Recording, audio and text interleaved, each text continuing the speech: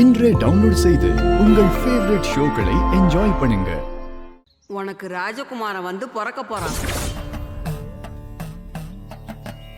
இந்த வீட்டு பெரியய்யாவ மனசு குளிர வைக்க போறான். பிணக்கு விலக போகுது.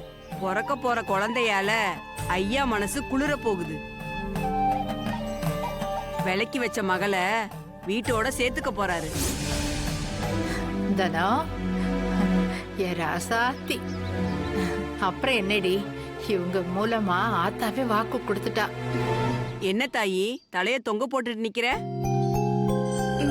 உண்டாகாத கர்ப்பம் எப்படி ராஜகுமாரன் பிறப்பான்? இவ பொய் சொல்லி காசை பறிச்சிட்டு போறான்னு தானே நினைச்சுக்கிட்டு இருக்க.